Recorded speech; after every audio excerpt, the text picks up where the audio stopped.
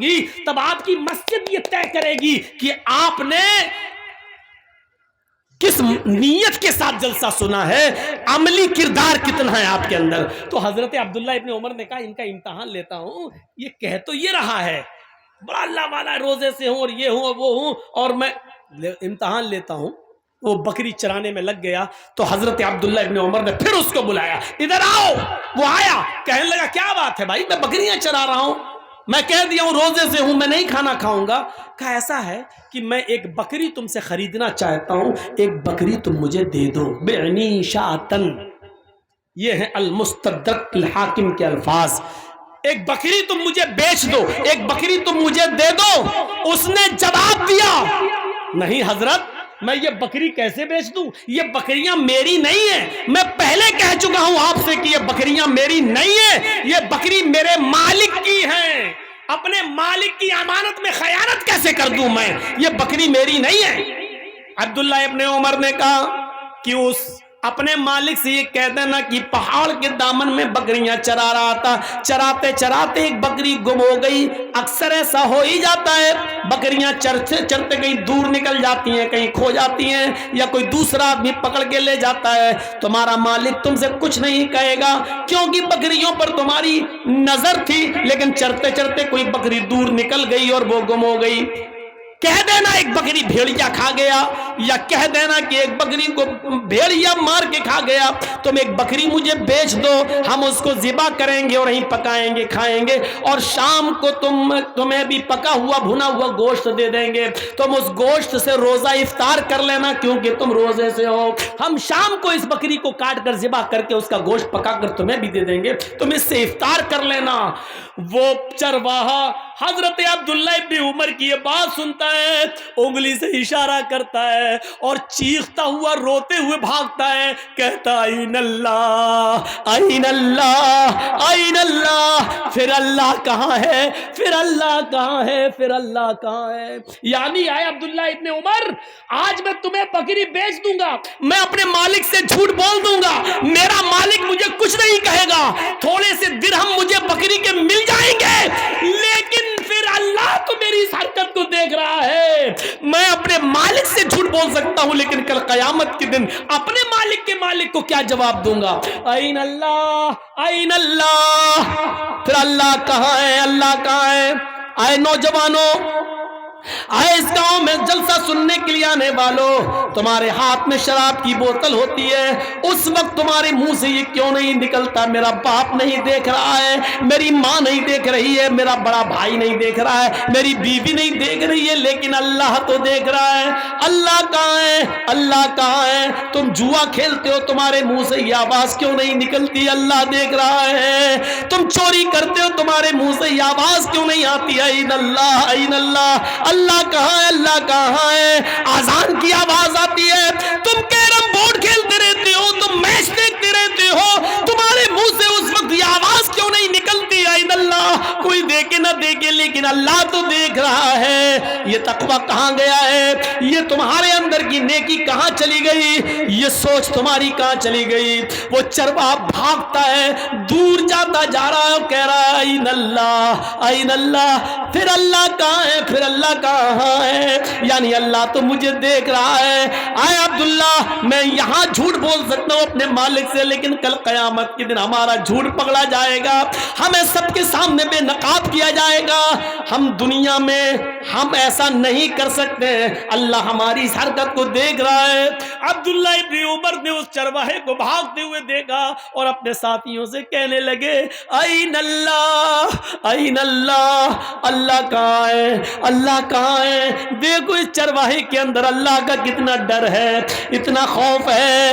وہ اپنے گاؤں جاتے ہیں، عبداللہ ابن عمر لوٹ کر اپنے گھر جاتے ہیں اور دوسرے دن اس چرواہے کے مالک کے پاس جاتے ہیں اور کہتے ہیں مجھے یہ چرواہا بھی چاہیے اور جتنی بکریاں تمہاری ہیں وہ سب مجھے چاہیے، قیمت بتاؤ، قیمت بتاؤ۔ مالک نے کہا اس غلام کی اتنی قیمت اور بکریوں کی اتنی قیمت۔ عبداللہ ابن عمر نے غلام کی قیمت بھی ادا کر دی اور بکریوں کی قیمت بھی دے دی، غلام کو خرید لیا اور غلام کے ساتھ ساتھ بکریاں بھی خرید لی، اور پھر اس غلام کو آزاد کر دیا۔ اے غلام، اے فلاں کے غلام میں نے تمہیں خرید لیا اپنا غلام بنانے کے لیے نہیں، آج تمہیں میں آزاد کر رہا ہوں اور یہ بکریاں تمہیں تحفے میں دے رہا ہوں، اب تم ان بکریوں کے مالک ہو اور کسی کے غلام نہیں ہو۔ این اللہ، یہ کلمہ، اس جملے نے تمہیں آج غلامی سے نجات دلا دی ہے۔ اسی طرح اللہ سے ڈرتے رہنا، انشاءاللہ اللہ سے اسی طریقے سے ڈرتے رہو گے تو یہی ڈر قیامت کے دن جہنم سے بھی تمہیں آزاد کر دے گا، جہنم سے بھی تمہیں نجات دلا دے گا۔ میرے بھائیوں، کل تک یہ سوچ تھی، کل تک یہ فکر تھی، یہ کہاں چلی گئی؟ آج ہمارے اندر سے کہاں چلی گئی؟ سارے واقعات میں آپ کو قرآن سے سنا رہا ہوں یا حدیث سے سنا رہا ہوں۔ میرے بھائیوں، قرآن و حدیث کو سننے کی عادت ڈالیے اور اس کے مطابق اپنی زندگی کو ڈھالیے، اس کے مطابق اپنی زندگی کو ڈھالیے اور عادت ڈالیے اپنی سوچ کو بدلنے کی۔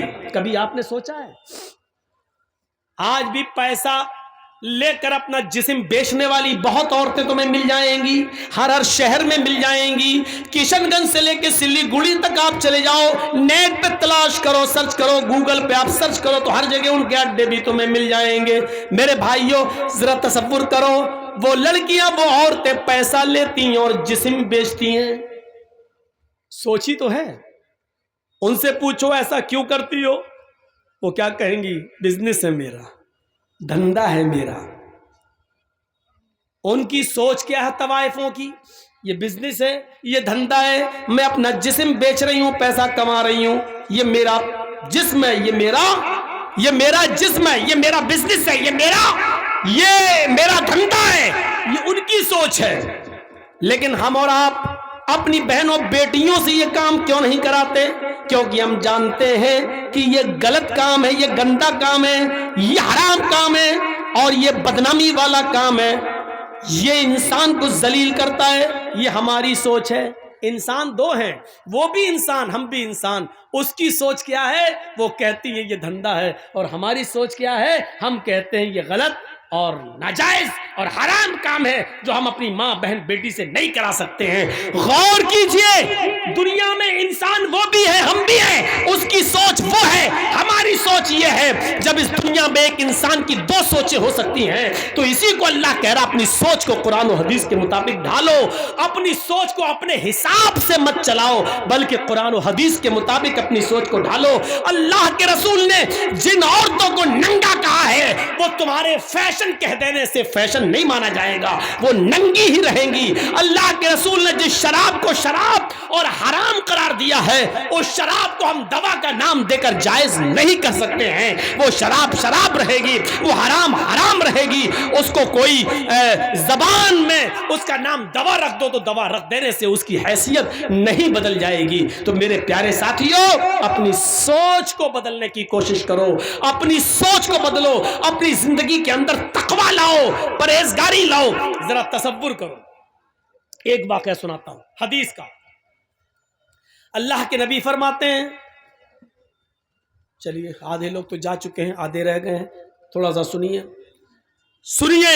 ایک اور چیز ہم آپ کو سنانے جا رہے ہیں، بہت زبردست چیز ہے۔ اللہ کے نبی فرماتے ہیں کہ ایک ایسا زمانہ بھی تم اپنی آنکھوں سے دیکھو گے۔ اب سوچ دیکھیے، ایک ایسا زمانہ آئے گا کہ تم اپنی آنکھوں سے دیکھو گے، یصبح الرجل مومنا ویمسی کافرا ویمسی مومنا یصبح کافرا یبیع دینہ بعرض من الدنیا۔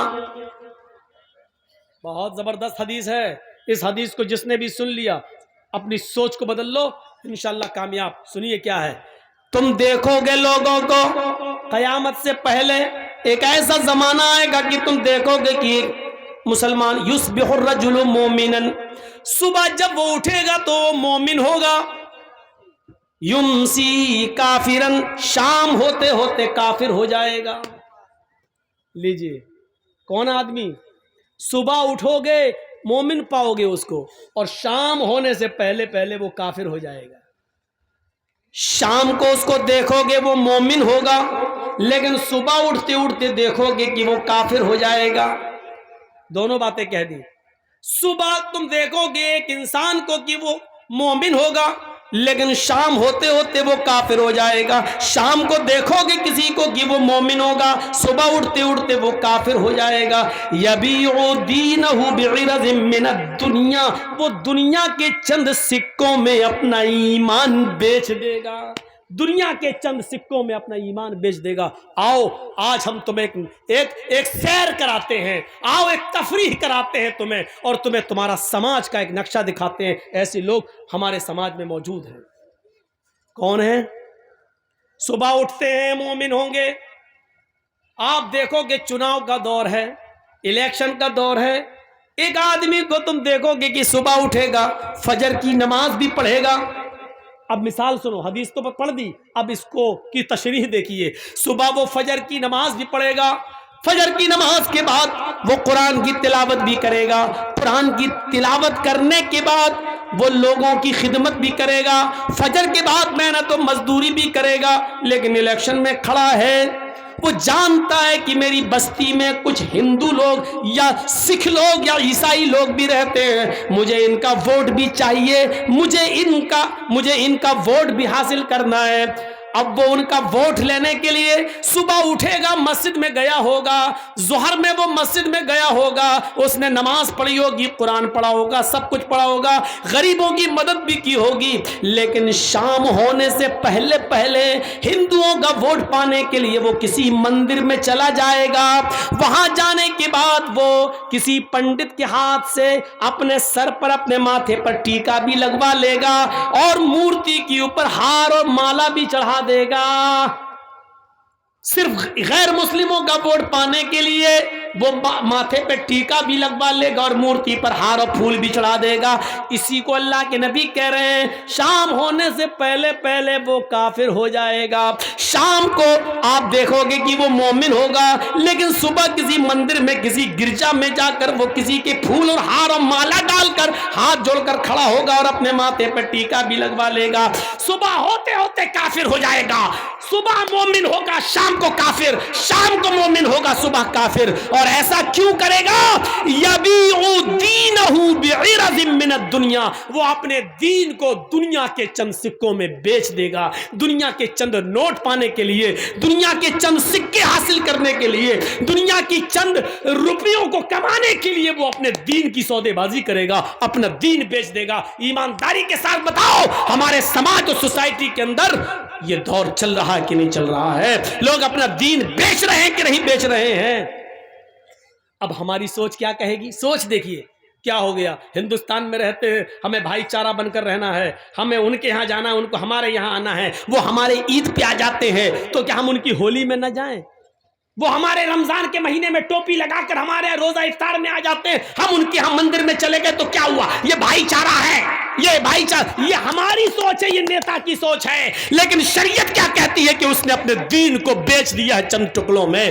تو میرے بھائیوں, سوچ وہ نہیں ہے جو ہم سوچ رہے ہیں, سوچ وہ ہے جو جناب محمد رسول اللہ نے بتائی ہے. ہمیں اس سوچ کے اوپر چلنا ہے, ورنہ دین اکبری نافذ کرنے والا اکبر بھی صحیح ہو جائے گا, جس نے جودھا بھائی سے شادی کر کے کہا تھا کہ ہم دین الہی نافذ کریں گے. اس نے ایک نیا دین کی بنیاد ڈالی تھی. اس نے بھی تو یہی کہا تھا کہ ہم ہندو مسلمان سب کو لے کے چلیں گے.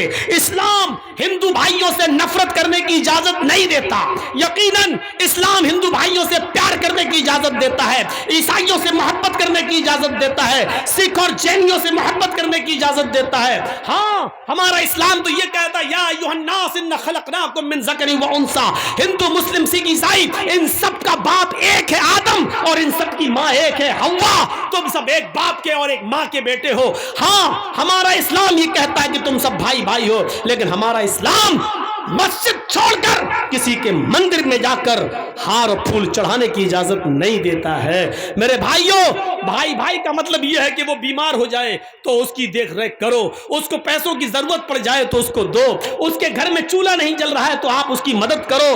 اگر وہ موت اور زندگی کی کشمکش میں ہے اور اس کو اس کے گروپ کا بلڈ نہیں مل رہا ہے, تم پڑوس میں رہتے ہو, تمہارا بلڈ اس کے بلڈ کے گروپ سے مل رہا ہے, لیکن تم روزے سے ہو, اس کی جان جا رہی ہے, ڈاکٹر کہہ رہا ہے کہ یہ مسلمان, اس کا پڑوسی اگر ایک بوتل خون خون دے دیتا ہے تو اس کی جان بچ جائے گی. تو یہاں اسلام یہ کہتا ہے کہ اس ہندو کی جان بچانے کے لیے اگر تمہارا ایک بوتل خون جا رہا تو دے دو. کہتا ہے روزے سے ہوں تو اسلام کہتا ہے کہ تو اپنا روزہ توڑ دے. لیکن کسی کی جان اگر بچ رہی ہے تو ایک بوتل خون دے کر اس کی جان بچا لے. روزے کی قضا تیری بعد میں ہو جائے گی, اس کو بعد میں پورا کر لینا. اسلام اس بھائی چارے کی اجازت دیتا ہے, لیکن اسلام اس بات کی اجازت نہیں دیتا ہے کہ ہم دوسروں کے تہوار میں جا کر رنگ پھینکیں یا ان کی پچکاریوں کی ہولی اپنے جسم پر برداشت کریں اور ان سے یہ کہیں کہ لو ہمارے بھی رنگ لگاؤ, ہم بھی تمہارے ساتھ ہیں. لو وہ ہماری مسجد میں اگر نماز پڑھنے آ جائیں تو اس کا یہ مطلب نہیں کہ ہم بھی ان کے مندروں میں ہاتھ جوڑ کر کھڑے ہو جائیں ان کا ووٹ پانے کے لیے. اسلام اس بات کی اجازت ہمیں بالکل نہیں دیتا ہے. میرے بھائیوں, یہی ہمیں سوچ اپنے اندر پیدا کرنا ہے. اسی سوچ کو اگر ہم نے اپنی سوچ بنا لیا کہ اپنی سوچ قرآن و حدیث کے مطابق ڈھال لی تو میرے بھائیوں, اب دیکھیے سوچ ہے نا, آج پوری تقریر سوچ پر ہی ہو رہی نا. ہمارے ہاں کیا ہوتا, ہم جتنی نمازیں پڑھ رہے ہیں دن پہ دن غریب ہوتے جا رہے ہیں. مولانا صاحب یار آپ تو کہتے کہ اللہ والے بن جاؤ برکت ہوگی, ہم تو جتنی نماز پڑھ رہے ہیں روزہ رکھ رہے ہیں اللہ تعالیٰ ہمیں اتنا ہی آزما رہا. ہمیں تو دیکھیے پہلے کتنا پیسہ تھا, پیسہ ہی نہیں ہے, میرا بچہ بیمار رہتا. یہ ہماری سوچ ہو گئی. ہم جتنی عبادت کر رہے ہیں ہمیں اتنی غریبی آ رہی ہے, یہ ہماری سوچ ہے. اللہ کے رسول کے زمانے میں ایک صحابی ایمان لائے, پہلے وہ کافر تھے, اسلام لائے, ایمان لائے, انہوں نے نماز پڑھنا شروع کی. جب نماز پڑھنا شروع کی تو ان کو خوب برکتیں ہوئی, خوب مال و دولت ان کو ملنا شروع ہو گیا.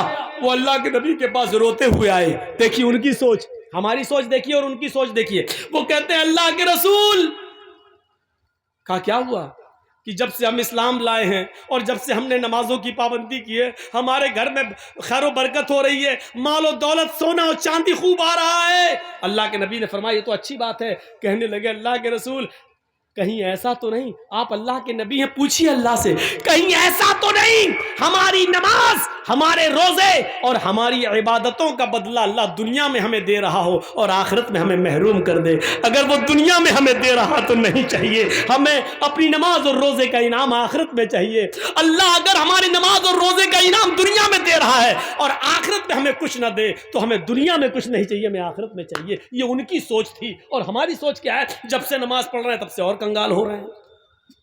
ہوتا ہے ایسا, کبھی کبھی ہم لوگ سوچنے پہ مجبور ہو جاتے ہیں. اب جیسے ہم ہیں, ایک بہت بوڑھی عورت تھی, کسی نے کہا مولوی صاحب میری ماں بہت بیمار ہے, چلیے تھوڑا سا کچھ دعا ہوا کر دیجیے. میں نے کہا چلیے چل دیتے ہیں, ماں بیمار ہے چلیں. یقین مانیے ہم جب تک دعا کر رہے ہیں اس کے لیے دم کر رہے ہیں, پوری دعا پڑھ بھی نہیں پائے, وہ بڑھیا ہی چلی گئی دنیا سے, ختم. اب اس میں ہم کیا کر لیں, میرے ہاتھ میں تو تھا نہیں. اب ہم سوچ رہے تھے کہ لڑکا کہیں ہمیں گالی والی نہ دے, کمینہ کیسا مولوی ہے تو, ہم تو دعا کرنے کے لیے لائے, تو نے تو دنیا ہی سے اٹھوا دیا. لیکن الٹا ہوا, ہم سوچ رہے تھے یہ اور وہ الٹا ہوا. اس نے کہا کیا مولانا ہے ماشاء اللہ. ہم نے کیوں, تمہیں اپنے ماں سے محبت نہیں دی؟ ارے کون کہتا ماں سے محبت نہیں دی؟ ارے میری ماں بہت تڑپ رہی تھی, بہت تڑپ رہی تھی, ہم نے کئی بکرے صدقہ کر دیے, کھلا دیے, لیکن میری ماں کی تکلیف نہیں جا رہی تھی. آپ نے تو اتنی ایسی دعا پڑھی کہ بڑی آسانی سے روح نکل گئی میری ماں کی. ہم نے کہا اللہ تیرا خیر ہے, کم سے کم برا نہیں مانا. میں اپنا واقعہ بتا رہا ہوں, میں نے اب تک 4 نکاح پڑھائے ہیں, چاروں کو طلاق ہو گئی. میرا پڑھایا ہوا ایک بھی نکاح نہیں ٹکا, اب میں پڑھاتا بھی نہیں ہوں. حالانکہ یہ مطلب نہیں کہ اب پڑھاؤں گا تو ٹکے گا نہیں, لیکن میں پڑھاتا نہیں ہوں. کیوں؟ جس کو کہتا ہوں کہ میں نے 4 پڑھائے ہیں, چاروں کو طلاق ہو گئی, وہ کہتا مولانا صاحب کھانا کھا لیجیے لیکن نکاح مت پڑھائیے, نکاح نہیں پڑھائیے. اب میں سوچ رہا ہوں کہ وہ چاروں لوگ ناراض نہ ہو کہ دیکھو مولوی جرجیس نے میرا نکاح پڑھایا اور ہمارے نکاح ٹوٹ گئے, اور چاروں خوش ہیں. یہ الٹا ہو رہا ہے, یہ چاروں خوش ہیں. جو لڑکیاں اپنے شوہروں کے ساتھ پریشان تھی وہ بڑی خوش ہے کہ میرا نکاح, میرے دولہا کا نکاح مولانا جرجیس نے پڑھایا, ہمیں چھٹکارا مل گیا. وہ اپنی سہیلیاں, جن کی سہیلیاں پریشان ہیں, وہ کہتی کاش تیرے دولہا کا نکاح مولانا جرجیس نے پڑھایا ہوتا تو بھی چھٹکارا پا گئی ہوتی. تو الٹا ہو رہا. ہم سوچ رہے ہیں کہ کبھی غلط نہ کہیں, لیکن بتتے کو لڑکے بھی خوش, لڑکیاں بھی خوش, بہت اچھا چھٹکارا مل گیا. تو کبھی کبھی ایسا ہوتا ہے, ضروری نہیں کہ ہم جو سوچیں وہی صحیح ہو. دیکھیے 2 آدمی, ایک آدمی لنگڑاتا ہوا آ رہا ہے, یہ مکھیا جی بیٹھے ہیں آپ کے, بڑے عزت دار آدمی ہیں آپ کے سماج کے, مان لو یہ ڈاکٹر ہیں اور ہم بھی ڈاکٹر ہیں. اب وہاں سے ایک آدمی لوٹ کے آ رہا, لنگڑاتا ہوا چلا آ رہا ہے. اب میں ڈاکٹر ہوں, مکھیا جی بھی ڈاکٹر ہیں. مکھیا جی نے کہا جرجی صاحب جی یہ اس آدمی کے پیر میں موچ آ گئی اس لیے لنگڑاتے ہوئے چل رہا ہے. میں ڈاکٹر ہوں, مجھے تجربہ ہے. میں نے کہا نہیں مکھیا جی آپ کا تجربہ غلط ہے, اس کے پیر میں موچ نہیں آئی ہے, اس کی ریڑھ کی ہڈی میں درد ہو رہا ہے اس لیے لنگڑاتا ہوا چل رہا ہے. مکھیا جی کی سوچ الگ, میری سوچ الگ, یہ بھی ڈاکٹر میں بھی ڈاکٹر. ہم نے کہا اچھا ٹھیک ہے مکھیا جی سنو, اگر اس کی ریڑھ کی ہڈی میں درد نہیں ہوا, پیر میں موچ ہی نکلی تو 1000 روپیہ میں دوں گا, اور اگر اس کے